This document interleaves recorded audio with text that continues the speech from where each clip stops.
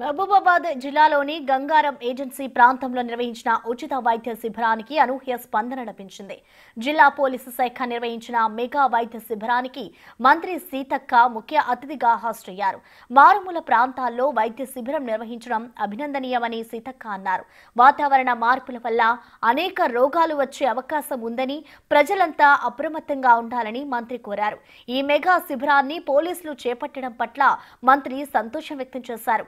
శాంతి భద్రతలను కాపాడడమే కాకుండా ప్రజలకు సేవ చేస్తున్న పోలీసులను మంత్రి అభినందించారు. ప్రతి ఒక్క పేదవాళ్లను ఆరోగ్యంగా ఉంచడమే మనందరి లక్ష్యంగా ఉండాలి. ఈరోజు దేశంలో సగటున సంపాదించిన ప్రతి రూపాయిలో వైద్య ఖర్చులు, అదేవిధంగా దేశంలో ఉన్నటువంటి అధిక ధరల దాంతోటే సంపాదించిన రూపాయలన్నీ కూడా అటు ఖర్చు పెడతా ఉంటారు. ఆరోగ్యము, తర్వాత ఆహారం.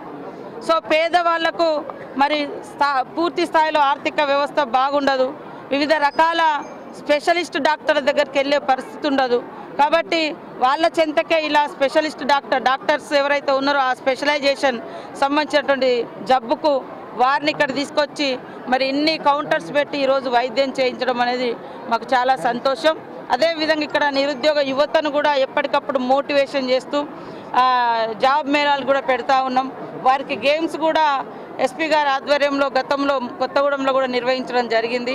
కాబట్టి ఖచ్చితంగా పోలీస్ అంటే ఒక శాంతి భద్రతలదే కాదు, ఖచ్చితంగా సేవా దృక్పథము మెండుగా ఉండాలి. దానికి ప్రతిరూపంగా ఈరోజు మహబూబాబాద్ జిల్లా పోలీస్ అధికారులు, పోలీసులు కూడా ఈ యొక్క మారుమూల గంగారం అంటే మీకు అందరు తెలుసు, చాలా డీపెస్ట్ ట్రైబల్ విలేజెస్. సో ఇక్కడ ఈ యొక్క కాన్సన్ట్రేట్ చేసి వీళ్లకు వైద్య సౌకర్యం అందిద్దామని చెప్పి గత 15 రోజుల నుంచి కూడా మేము ఈ యొక్క డేట్ను ఫిక్స్ చేసుకొని ఈరోజు ఇది నిర్వహించడం జరిగింది. చాలా